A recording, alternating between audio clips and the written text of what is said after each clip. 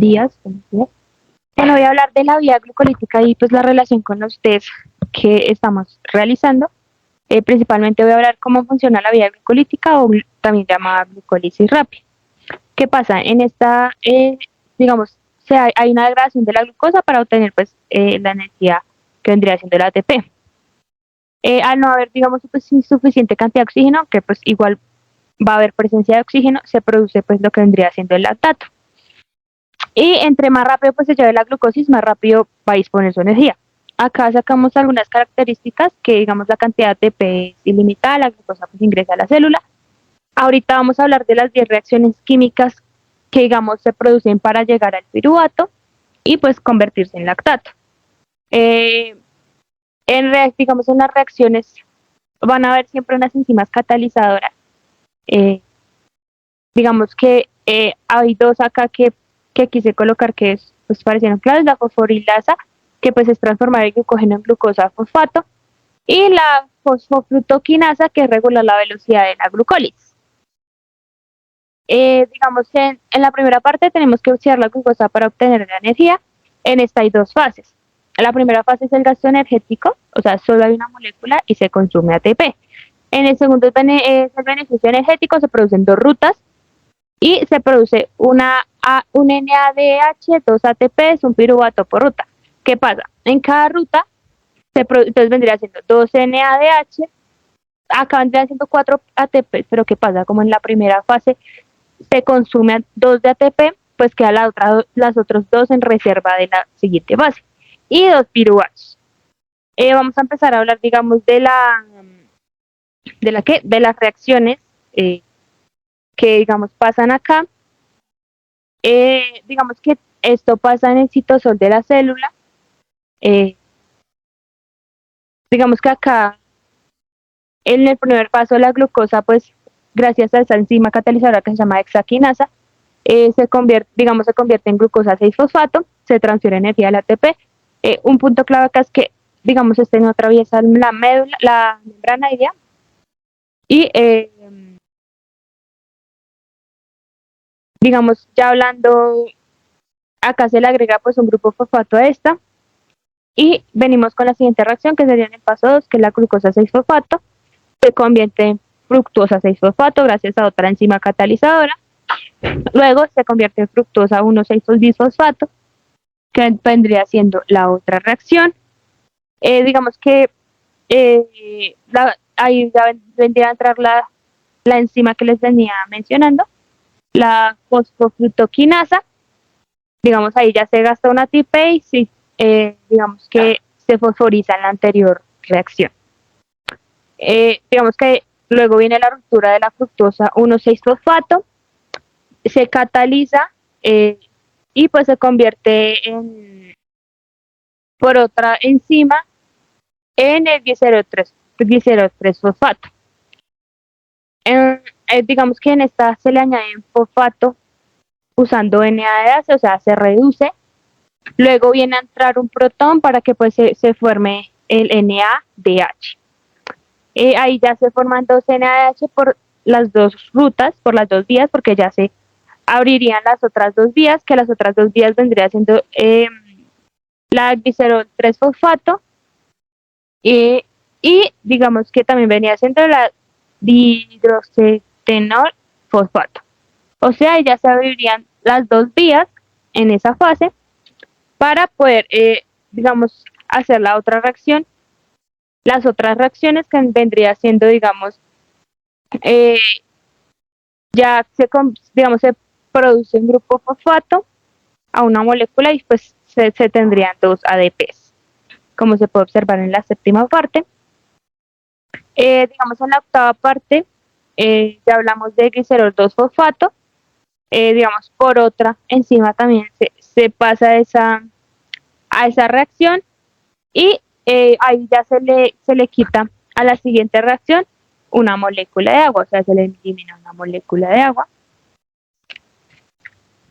Ya la décima reacción ya es la reacción del piruvato, se cataliza el piruvato por piruvato quinasa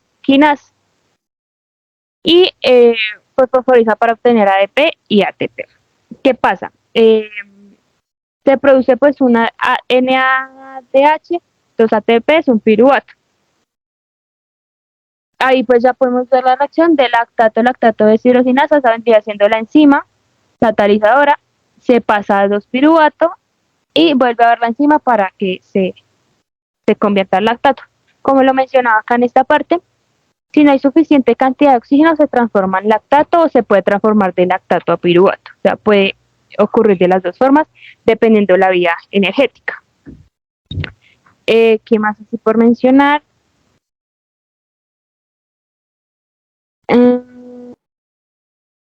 Digamos que acá se produce lactato por demasiada acumulación de hidrógeno, entonces se necesita eliminar y se produce eso.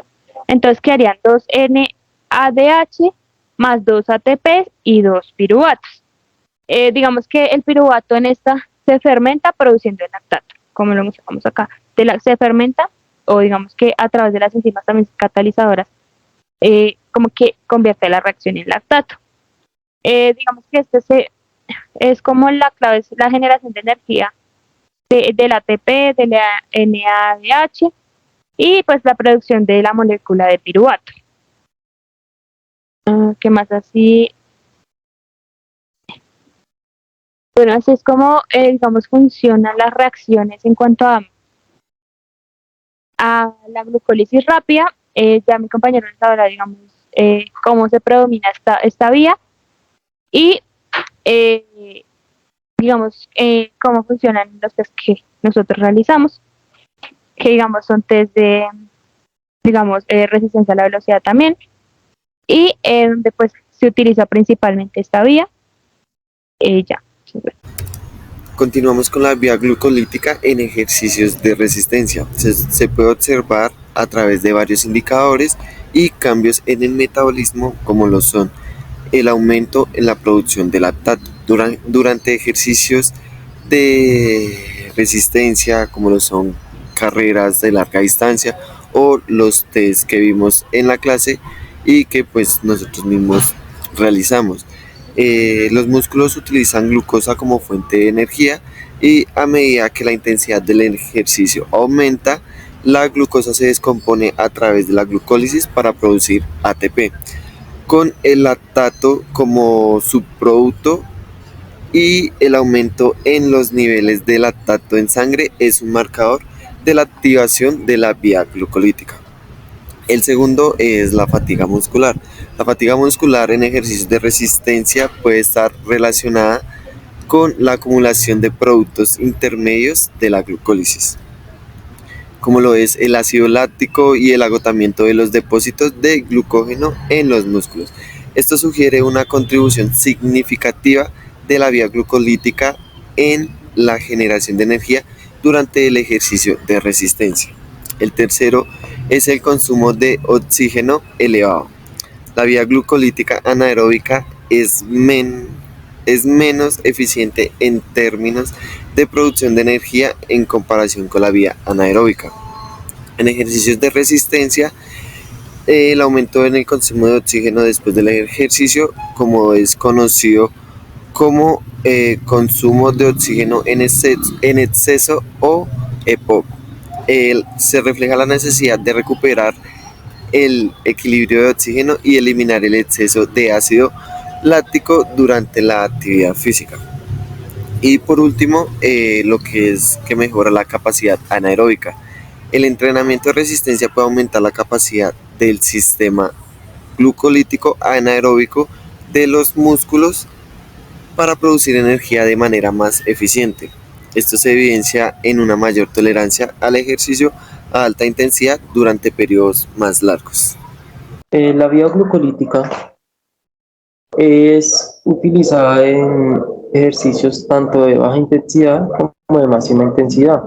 La vía glucolítica en ejercicios de corta duración con ciertos descansos, ya sean de 30 segundos, 1 minuto, 2 minutos, es utilizada para resintetizar y generar ATP. Aquí la energía es utilizada va transcurriendo el ciclo del ejercicio. Pero ya en unos deportes de más explosividad, de más duración, como puede ser una maratón de 41 kilómetros, 42 kilómetros, ya que la duración es de más de 2 horas y media, 3 horas, 3 horas y media. La vía glucolítica, como tenemos entendido, aporta energía al cuerpo en los primeros 20, 30, 40 minutos. Eso es dependiendo del deportista en sí.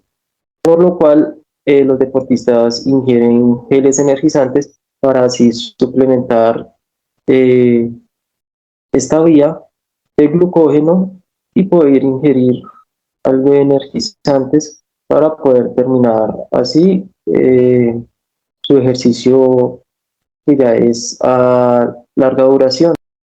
Bueno, en esta parte voy a hablar de los momentos donde encontramos más presente la vida anaeróbica. Como sabemos, el cuerpo usa todos los tres sistemas dependiendo del esfuerzo. Entonces encontramos que una intensidad muy alta y breve, hasta los 10 o 30 segundos, puede ser vía los fosforinos. Sin embargo, esto lo encontramos en actividad intensa y corta de 10 segundos a 2 minutos. En esto podríamos encontrar cómo son lanzamientos de alguna tipo, ya sea como jabalina o bala, donde requiere potencia, o esfuerzos de velocidad como sprints, también el levantamiento de pesas. Esta energía la requiere el cuerpo cuando es algo rápido y eficiente. Y también lo encontramos en actividades de alta intensidad y corta duración, en el día a día, como puede ser cuando subimos escaleras rápido o cuando movemos algún objeto pesado en nuestra casa. En deportes de equipo lo podemos encontrar en hockey, baloncesto y fútbol, cuando tenemos que hacer una actividad explosiva o de alta intensidad. Y digamos que recordar que el cuerpo no es que lo use sobre las otras, sino que predomina, lo que quiere decir que lo encontramos o el cuerpo la usa con mayor intensidad dependiendo de lo que esté haciendo. La propuesta de calentamiento. El calentamiento para preparar la biopolítica, que se utiliza en ejercicios de alta intensidad y corta media duración, como el de peso, deportes explosivos, de enfocarse en aumentar la circulación sanguínea, elevar la temperatura corporal y activar los músculos por un esfuerzo intenso. Realizamos ejercicios muy articular, como círculos de brazos, estiramientos dinámicos de piernas y caderas, y giros de cintura para aumentar la flexibilidad. Y nos vamos desde la parte inferior del cuerpo con las extremidades, y a medida que vamos avanzando, vamos subiendo y terminamos con la movilidad articular en la parte del cuello. Determinando la movilidad articular, pasamos a los ejercicios de flexibilidad, donde tendremos que realizar desplazamientos, realizando cierta clase de ejercicios hacia adelante y nos volvemos con un trote suave. Estos ejercicios pueden ser saltos a pies juntos, estiramientos de los músculos con desplazamientos laterales por derecha y izquierda e intercalando de pie con las manos. Continuamos un poco con la ciencia del calentamiento, nos dividimos en dos grupos para que sea un poco más fácil realizar el calentamiento. Vamos a realizar saltos sobre el pecho y sprint a máxima velocidad, nos volvemos un trote para la recuperación y por último vamos a realizar sprint a máxima velocidad desde una distancia a otra. Y nos volvemos caminando para tener una mejor recuperación. Recordad que el calentamiento debe adaptarse a la intensidad y los movimientos específicos de los test anaeróbicos que vamos a realizar. Es importante escuchar el cuerpo y no forzar los estiramientos ejercicios si sentimos dolor. Un calentamiento adecuado puede prevenir lesiones y mejorar el rendimiento en las pruebas anaeróbicas.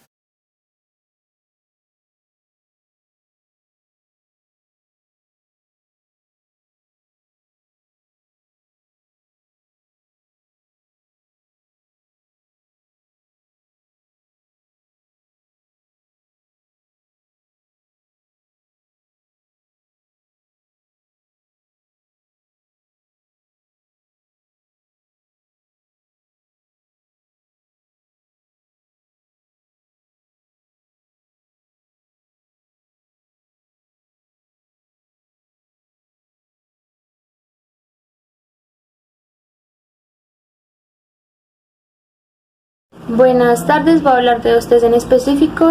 El primer test es el test de RAS, el cual pues ayuda a determinar también los niveles altos de concentración de lactato. En este test, digamos, como protocolo tenemos varios puntos. El primer punto es determinar el peso corporal de persona. Como segundo punto tenemos que son 6 recorridos a máxima velocidad, una distancia de 35 metros donde se va a ubicar cono inicial, cono final. Debe haber, digamos, 3 personas o 3 evaluadores, el que va a evaluar el tiempo de descanso, que sería una recuperación parcial de 10 segundos, el tiempo de los recorridos y el que va a anotar los tiempos de cada sesión. ¿Qué pasa con este? En este se va a determinar la potencia máxima, potencia mínima, potencia promedio e índice de fatiga. La fórmula que se va a utilizar es peso sobre distancia al cuadrado dividido en tiempo al cubo. ¿Qué pasa con esto? Entre menor sea el índice, más elevada es la concentración de glucólisis rápida, y eso sería todo de este test.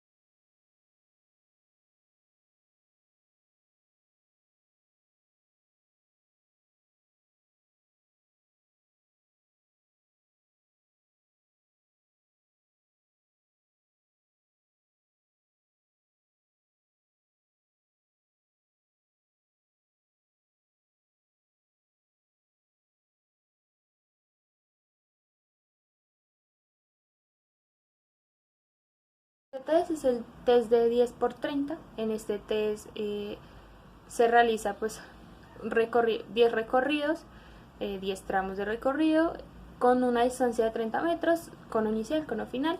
Van a estar los 3 evaluadores, el que toma el tiempo de descanso, que será una recuperación parcial de 25 segundos por cada tramo, y lo que sería el que tome el tiempo y anote los puntos que se va a determinar en este test: el índice de velocidad, índice de resistencia a la velocidad, índice de capacidad anaeróbica láctica.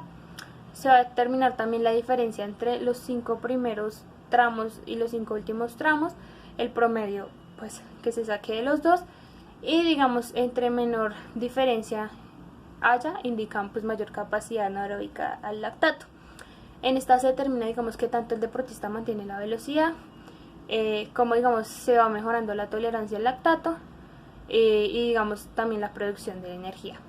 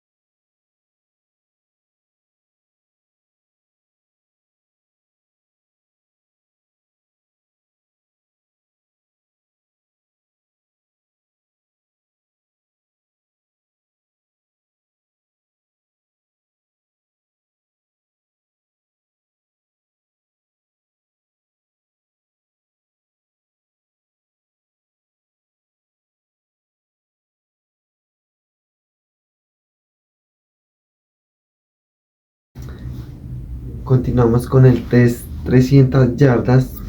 Este test lo que hace es evaluar la capacidad de resistencia del deportista y se evalúa más que todo en deportes en conjunto.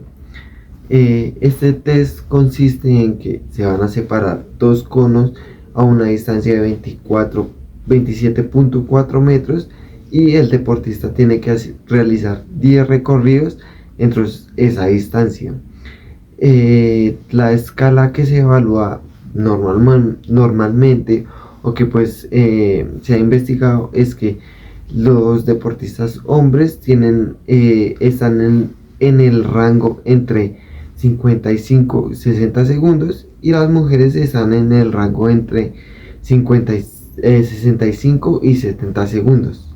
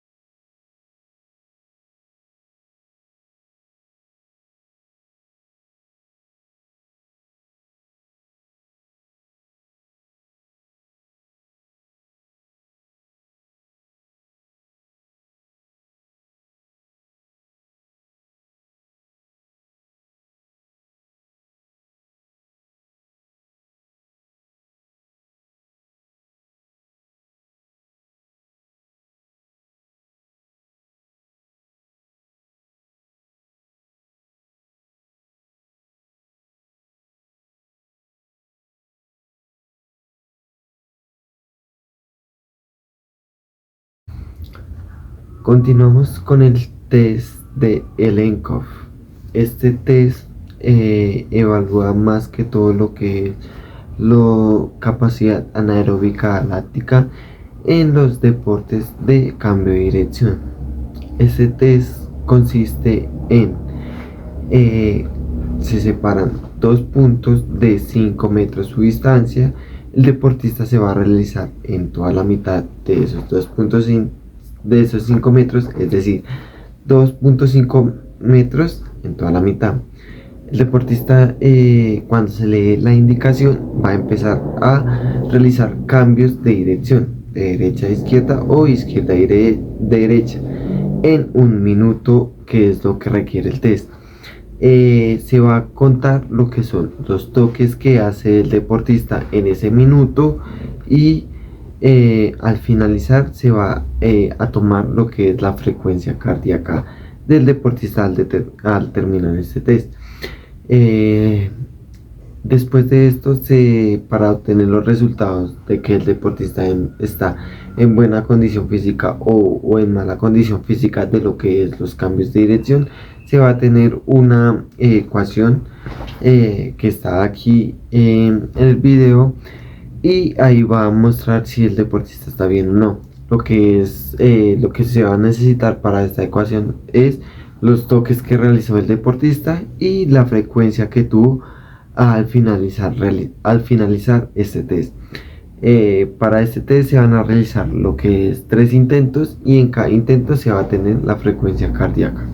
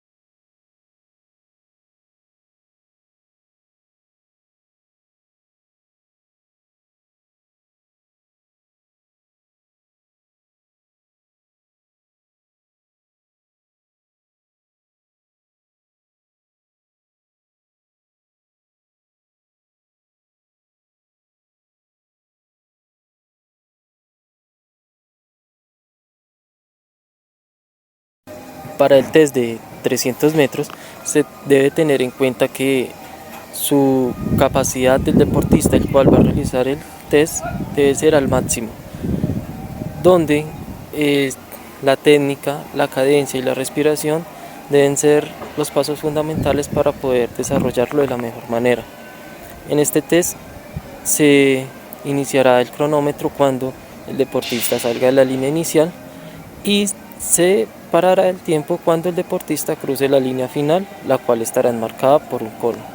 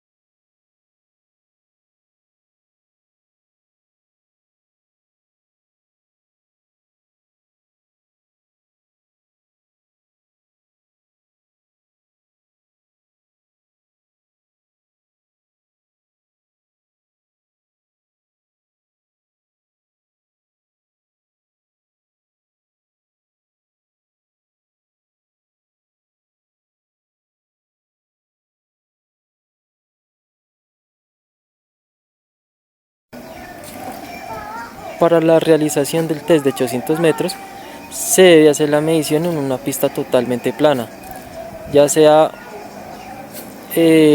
una pista o cualquier otro espacio del cual sea plano, ya que todas las pistas no son totalmente profesionales, no miden 400 metros, sino que son muy cortas y por eso se debe hacer la respectiva medición para tener un total de 800 metros.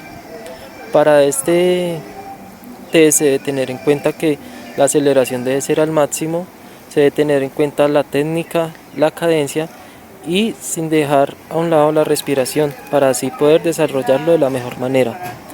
El inicio del cronómetro se dará cuando el deportista salga de la línea inicial, que estará enmarcada por un cono, y finalizará cuando el deportista cruce la línea final, la cual estará trazada por un cono.